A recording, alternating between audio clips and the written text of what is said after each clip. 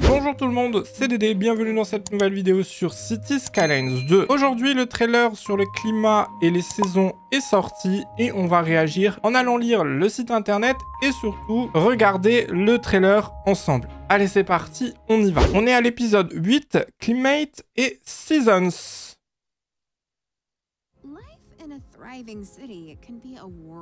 On voit de la neige, c'est très beau. L'été printemps, ok. L'automne.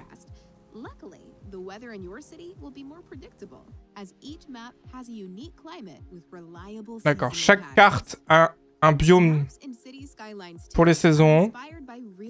Ok, oui.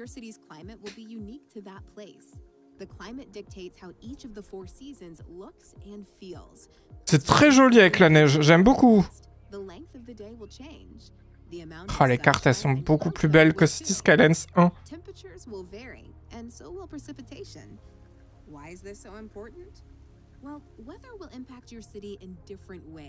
D'accord.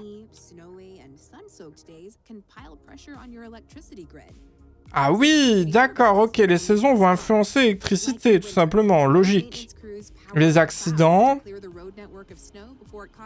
l'aide des neigeuses, des services qu'on connaît déjà du 1.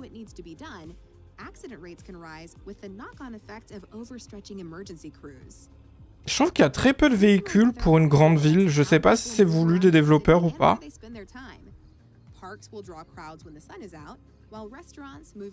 Ok, donc quand il fait beau, ils sont plus à l'extérieur. Quand il fait mauvais, ils sont plus à l'intérieur. Les éclairs peuvent détruire, je suppose, un immeuble. Ah, ça y est, le retour des bunkers, trop bien. Ah, les accidents, ils sont fous. Ah, mais genre, ça va faire un carambolage et tout. Les tornades, ah, trop bien.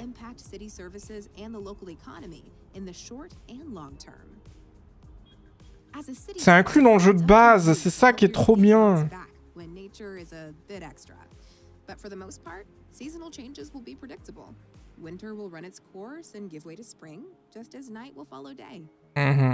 Les saisons peuvent être anticipées. Lorsque le cycle jour-nuit se termine, le mois de l'année s'est terminé. D'accord, donc 24 heures, c'est un mois dans le jeu. D'accord. 12 jours et vous avez fait un an du calendrier. Ok.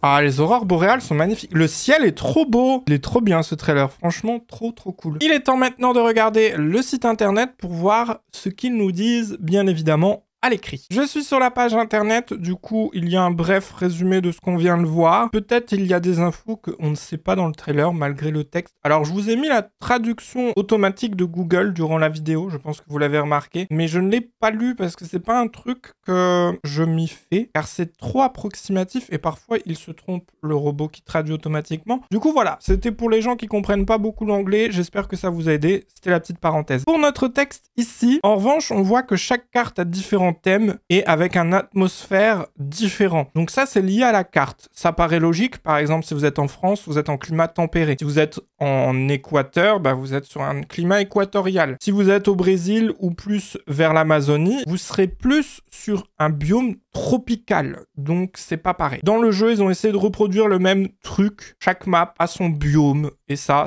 paraît complètement logique. Pour les climats et les saisons, le jeu propose différents types de climats avec diverses caractéristiques propres à chaque carte. Donc ça, c'est ce que je viens de vous résumer. Il y a des éléments tels que la plage de température, la quantité de couverture nuageuse et les précipitations. En gros, l'humidité, le vent, la température. 3 infos logiques. Alors quand je dis le vent, je parle de pression, dépression. Et ça, c'est un truc météorologiste, on va dire. On s'en fout un petit peu. Nous, dans le jeu, c'est il y a beaucoup de nuages qui bougent ou pas beaucoup. Voilà, ça se résume à ça. Pour les cartes basées sur le climat tempéré, on voit des changements saisonniers distincts. Des précipitations modérées et une large plage de température. Tandis que sur les cartes avec un type de climat continental, extrêmes qui introduisent une variation annuelle importante de température. Enfin, nous avons les régions polaires qui présentent un été court et un froid et un hiver froid de longue durée. Alors les faits amusants, ça c'est pratique qu'ils mettent ce genre de choses puisque c'est des petites anecdotes des développeurs je pense. Les climats de nombreuses cartes sont basés sur les emplacements réels. River Delta est basé sur Shanghai. Lakeland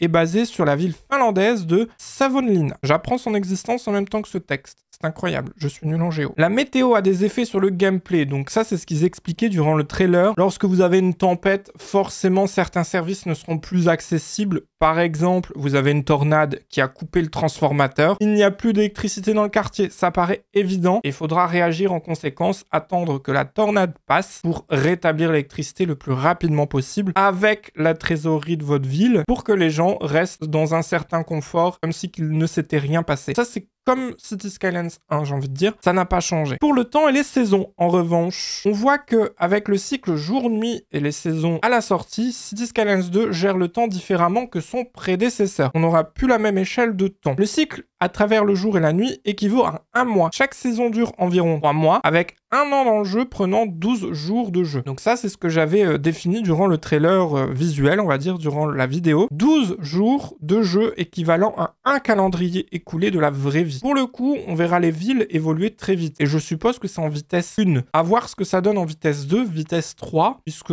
comme tout city builder, on peut normalement accélérer le temps. Donc forcément, tous les 3 jours, on aura un changement de saison. Le coucher du soleil et la lumière du bâtiment des lampadaires qui s'allument, éclairant le chemin pour les citoyens la nuit. Ça, c'est très cool. Les jours-nuits inclus dans le jeu. Et j'ai l'impression que c'est un petit peu obligatoire cette fois d'avoir le cycle jour-nuit. À voir dans les options de gameplay si on peut faire un cycle jour-nuit en restant totalement de jour. J'ai hâte de voir la construction de nuit, puisque dans Cities Skylines 1, c'était très chiant la construction de nuit. Enfin, les saisons affectent la quantité d'ensoleillement d'une journée, la température et le fait que le ciel soit couvert ou non. Ce qui est logique. En hiver, le ciel est très souvent couvert à cause des faibles températures et de la pression atmosphérique. Donc forcément, tous les nuages se regroupent plus aux endroits où il fait froid. Et l'emplacement de la carte joue un rôle important en ce qui concerne les saisons, car les villes situées dans l'hémisphère sud connaissent des saisons à des moments opposés de l'année par rapport à l'hémisphère nord. Donc ça, c'est la vraie vie, hein. Je ne vous apprends rien. Si vous vivez en dessous de l'équateur, on va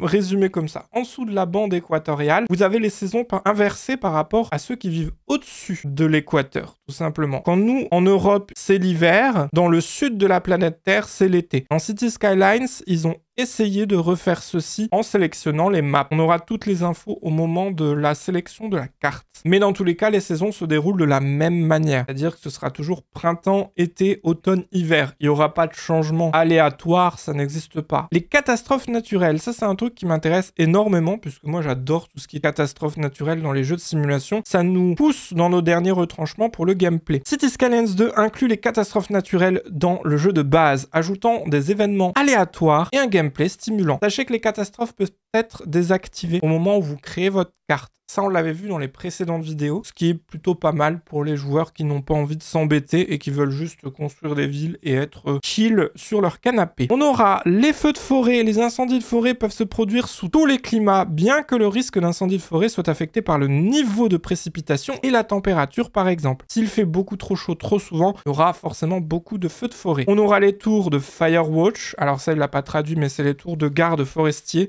en réalité, pour prévenir d'un incendie forestier qui va permettre de contacter les hélicoptères des pompiers pour aller éteindre l'incendie. Ça, c'est exactement comme dans Cities Skylines. On aura la tempête de grêle. Ça, c'est une grande nouveauté. La tempête de grêle, lorsque le temps est froid, mais pas glacial, il est possible qu'un orage de grêle se produise. Les orages de grêle causent des dommages physiques aux bâtiments, mais ne les détruisent pas. Les bâtiments endommagés doivent être réparés après la tempête et l'argent et les ressources pour ces réparations proviennent des résidents qui prélèvent des moyens qui iraient généralement à l'entretien et au nivellement des bâtiments. Ah, c'est-à-dire que si le bâtiment prend des dégâts, vous savez, il y a des niveaux d'évolution de bâtiment, l'évolution va se stopper pendant un temps, puisqu'ils vont dépenser cet argent et l'évolution du bâtiment dans la réparation du coup. Alors ça c'est bien parce que ça veut dire que le joueur, nous, le maire, n'a pas besoin d'intervenir. Les citoyens vont se débrouiller pour ça. Ça me paraît bizarre, mais soit. J'avoue qu'une tempête de grêle dans la vraie vie, sauf si elle est vraiment catastrophique, c'est-à-dire que c'est carrément des météorites qui tombent, hein, ou plutôt des comètes pour le coup, vu que c'est de la glace. Là, ok,